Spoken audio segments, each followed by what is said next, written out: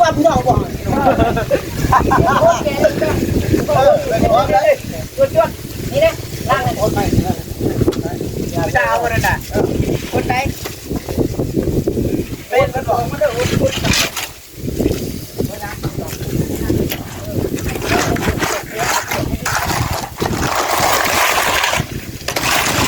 รอบตัวนี้อะไรมันชนไปเลยไอ้เจ้าก็เคยลุยอยู่อาก็ใส่เติมตอนเย้ามานี่แหละแต่เจ้าก็มีใบใหญ่โคตรแรงจริงๆแล้วคุยแล้วทุกอย่างเนาะก็ได้แบบมาพี่น้องเนาะเรียบร้อยบัดนี้โตเป็นยังไงพี่น้องพี่ไม้เลยมือน้องหลักเนาะงามคักปันยังพี่น้องเอ้ยโต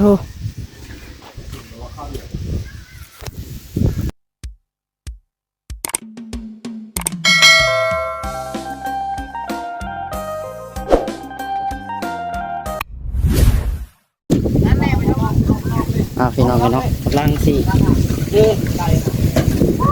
ปูดเจ้าว่าพี่น้องบอกโอเคจุด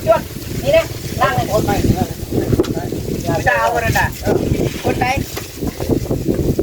เป็นคนบอกมันจะอุ่น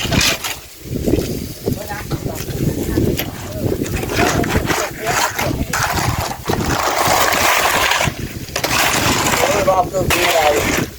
มันชนไปเลยไอ้เจ้าก็เคยลุยอยู่อาก็ใส่เติมตอนเย้ามานี่แหละแต่เจ้าก็มีใบใหญ่โคตรแรงจริงๆแล้วคุยแล้วทุกอย่างเนาะก็ได้แบบไม่ใช่รีได้ไปเลยดิตอนลงงานนี่ไปกับปูกัดอันนี้มันเป็นยังคนเจอใส่เสื้อลงงานน่ะปูนี่ก็เข้ม80 ตึงในรถแบบนี้ดูได้ป่ะนี่เอาอีก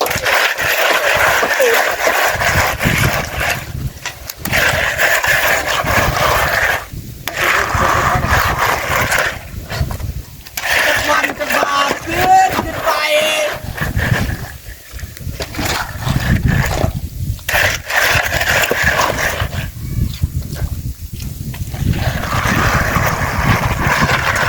บาดได้ไปเอ่ย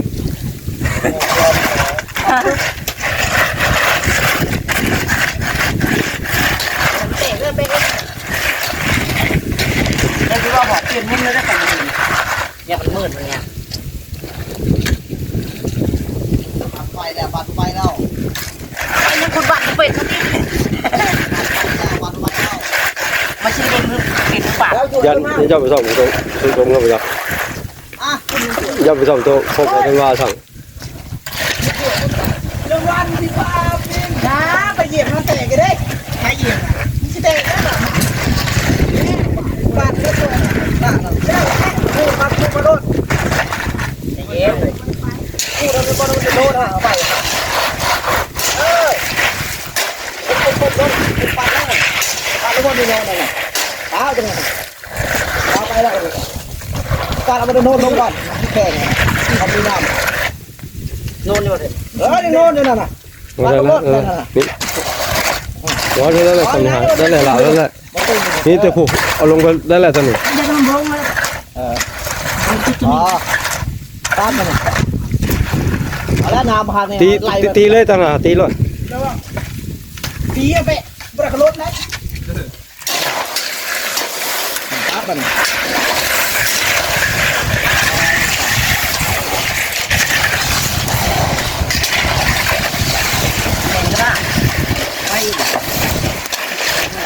พอแล้วจ้อยพอแล้วน้ำโอ้โหหดแก้คนละจานอ่ะน้ำเหล่าเพราะน้ำมันคือพูดมันใส่ไปเลยเขาปัดเงินแล้วนี่เอาไปก้อนน้ำลงกันลงพุ่นเนี่ยลงพุ่นน้ำอ่ะลงเท่านั้นน้ำอ่ะลงพังพุ่นพอแล้วปิดไว้น้ำอ่ะมันลายเรือลายแล้วก็ปิดไว้ออกโอ้ยมึงจะถอดพี่ก็บอกมันเหยียบตีนเปื้อนแลนก่อนไปเหยียบปืนนะเย้หมดโโอ้ย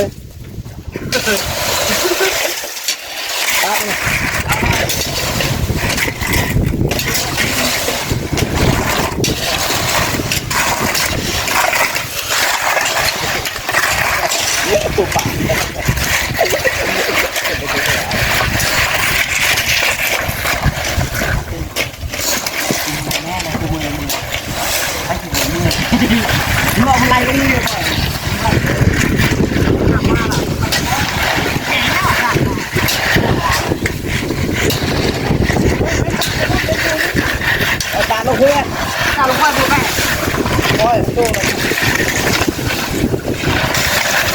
แต่ว่ามันก็เป้งเอาอีกแป้งหนาแน่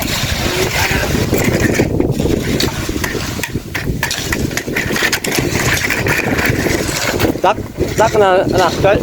ตักบนมันปูนมาใส่บนนั่นเอาส่วนตักเอาบนมันไหลลงนั่นตักรถตักต้องปูนตั้งแค่ตักเอาในรถ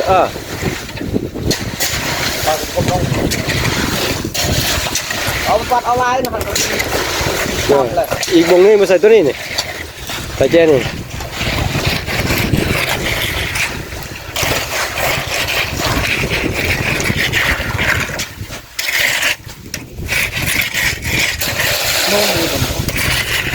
แล้วเป็นบริโนเลยครับผมก็พอดีแล้วพัชเชนให้มันค่อยขึ้นมาฟ้าพี่ไปตกทางน้ำไหลออกคุณ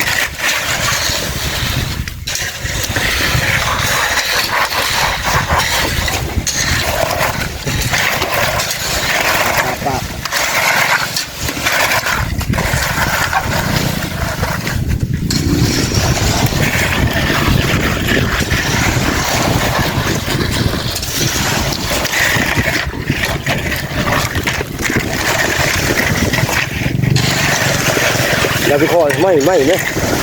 รู้ลงแล้วขอไม่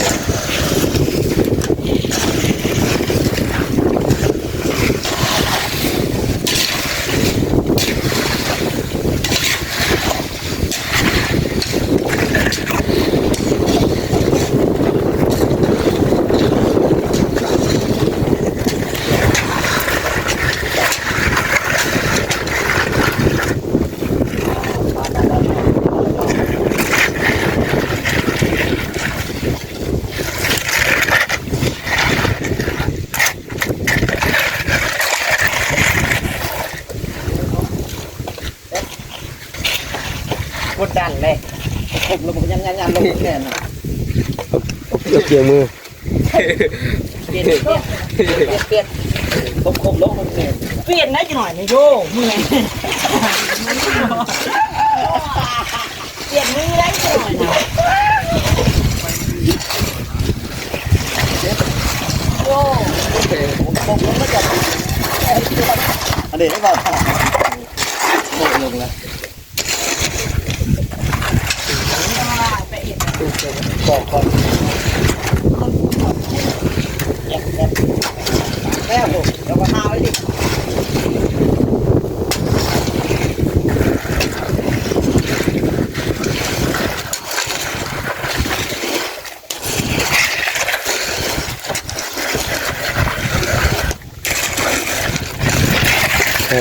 ห้องตัวนี้อันนี้กดมัน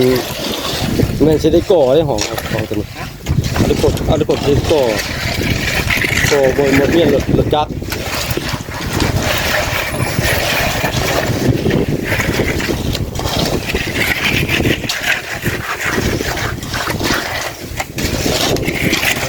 เป็นรถจักรสองห้องนั่นเนี่ยรถวิอันอีซูดีแม็กนะบางทีก็เอาอีโว่สองห้องแหล่งมาถอยหลังกันมาเลยนี่คือเลข8 ตัวก่อนเรา6 8 ตัวแล้วเป็นเลขของหวยสหรัฐอเมริกา12 ตัว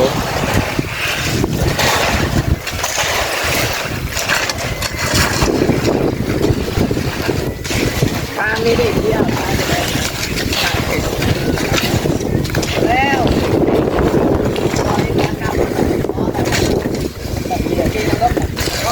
ใช่ก็ได้เลื่อนมาโลดอะไรโดนรถอ่ะ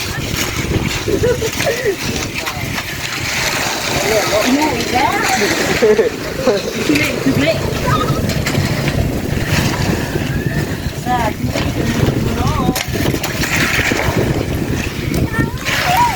คือไม่ได้ชื่อเลขคือเลขหรอ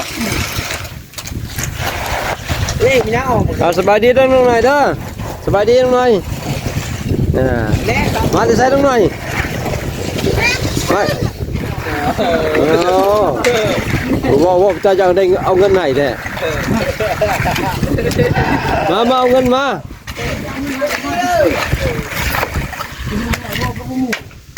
ไปเล็กหน่อยได้ดิลูกเรียนละล่ะเอา กูสอนได้กูได้สอนน่ะกูได้สอนน่ะ เดี๋ยวครูมีลักษีบ่ เราเริ่มมาเห็นคลิปนี่สอนใหม่เด้อมันเลยต้องสอนมันนี่เนาะ เห็นสอนนี่แหละบอกจันทร์สงกรานต์ดัดใหม่แล้วซะหลักเรียนจันทร์สงกรานต์นี่บ่ได้เรื่องแล้ว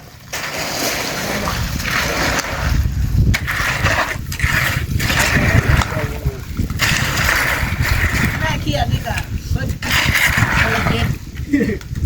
เก็บผิวขาวอะไรบอกเป็นยังมึงก็ยังได้ที่เขาอ่ะในทางที่เรา โอ้งามบ่ได้อะไรเลยเด้อนี่สวยเลยบ่ได้ปาดหน้าปูเลยได้งามได้เลย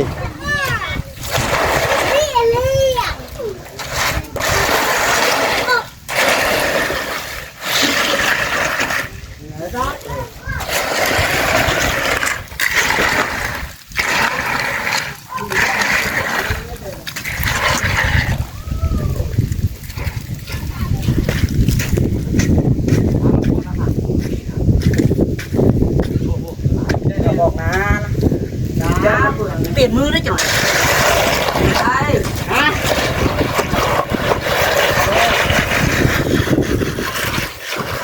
ปาดอะไรก็ปาดน้องหลายให้น้ำไหลออกนอกแล้วพ่อบ่อยน้ำอ่างเห็นน้ำอ่างมันจะปล่อยปลาได้ คือแรกเราปาดให้เงินแล้วเดี๋ยวนี้หลุดไม่ยากก็ปาดเอาไปเรื่องก็ปล่อยแล้ว เฮ็ด รู้เลยว่ามันควาย โอ้ยเราปาดละเอียดก่อนเพราะว่าปาดเอียดแล้วจะตีใหม่ กองเดียวเอา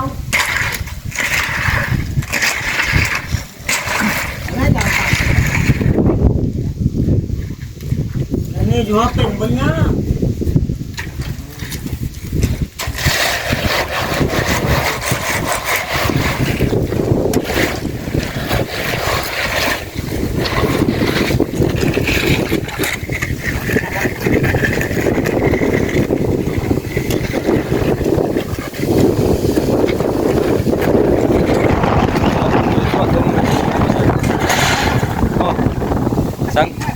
สังกะสีก็จะขึ้นมุ้งหลังคาเองแหละ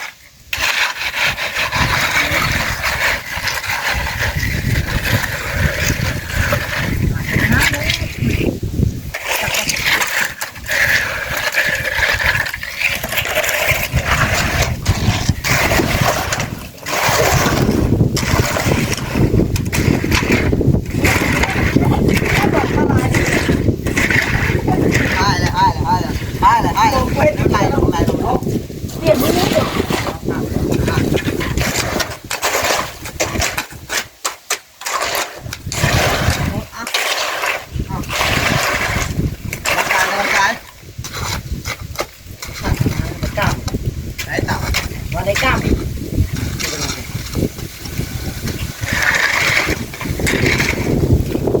นี่บ่ได้กดกันมาเจนี่น่ะเอาล่ะกดแต่คนเขาคอยกดกันมาเจนี่ปาดมาเลย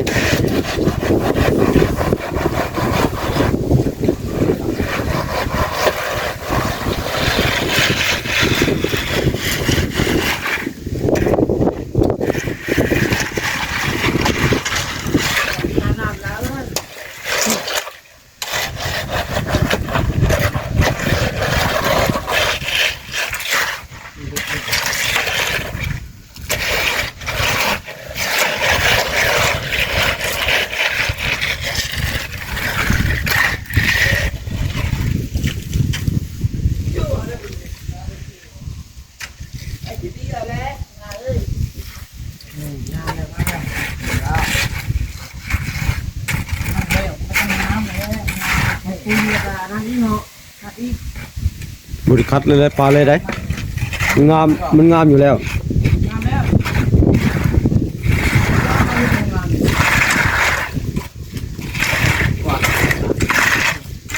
ว้าว งาม มันจะสำโรงงานนะเฮ็ดเฮือนอันนี้ก็เฮ็ดเฮือนอันนี้โรงงานน่ะ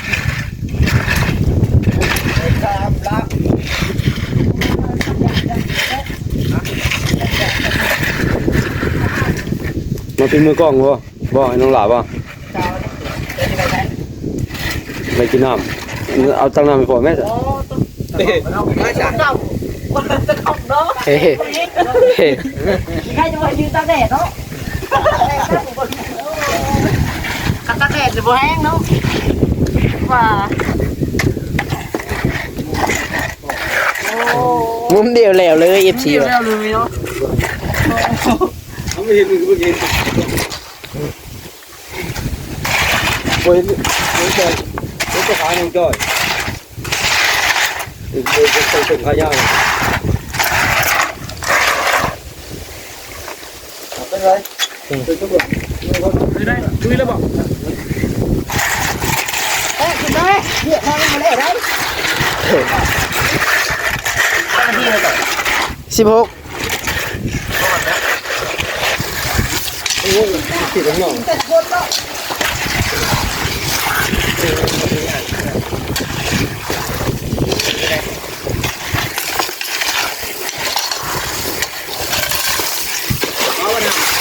พอแล้วครับ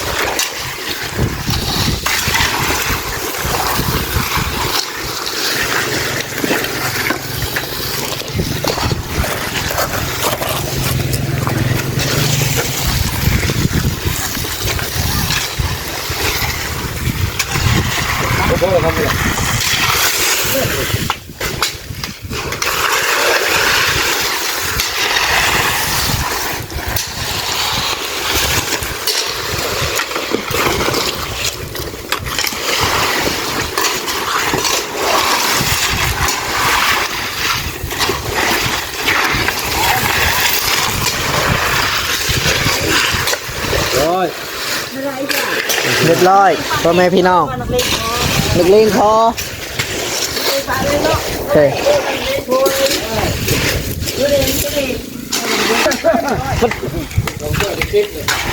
เก็บเลยเฮาน่ะลูกวู้ แกะให้เก่าหัว โอ้ยเบิดเลยอันนี้ก็คือลูกหลานข้าพเจ้าเองเดี๋ยวเลยอย่าแม่ฉีดกันนะ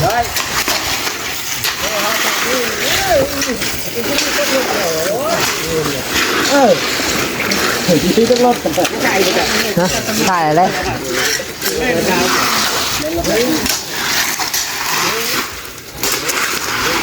อันนี้ก็คือลูกหลานข้าพเจ้าและกันรถเขาลงกับยินชื่อว่าจะไปทำชมน้ำนานะ ร้านเอง ไปหาหมอ ร้านเลยเอาเนาะ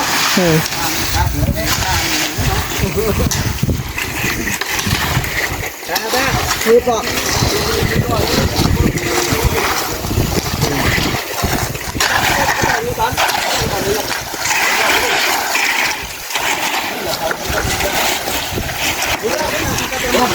โอเคงามแล้วงามแล้ว ตามแล้ว งามแล้วลาตีนให้แน่ โตจะลุกไปเลยจะเป็น เดี๋ยวนี้แหละมืออื่นจิพาเป็น เราบอก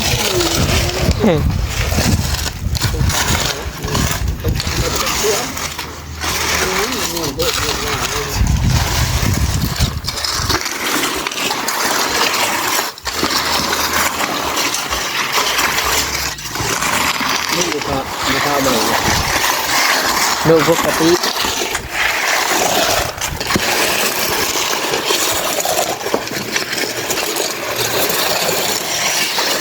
จิตปูนกระดาษกล้องเมื่อวาน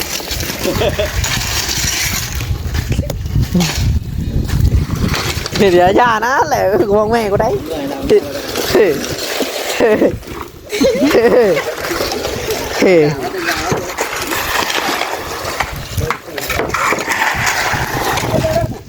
เราพูดว่าเนี่ยลูกเขาต้องจอดเราหนึ่งเนี่ย ฟ้าไฟเฮาใส่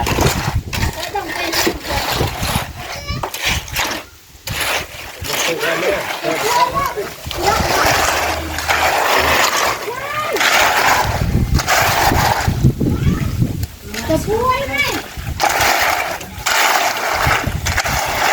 น้ำมายังไป ว่ามันว่านี่กินกินมีหยาจะทางรัด น้ำมายังจะปล่อยอยู่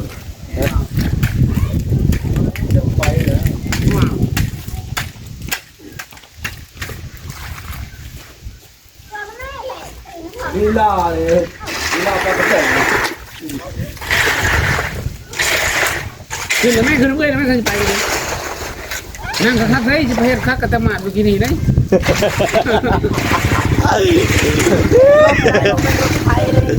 เอาคนทำ เห็นบ่เขาเฮ็ดได้บ่คือเขาตั้งทางคือปาดได้เสร็จก็เฮ็ดให้เบิ่งให้โชว์เบิ่ง ด้วยดูเรื่องนี้หน่อยมันที่มันจะเข้าเล็กเนี่ย มาพี่น้องเนาะเรียบร้อยบัดนี้โตเป็นยังไงพี่น้องพี่ไม้เลยมือน้องหลักเนาะงามคักปันยังพี่น้องเอ้ยโต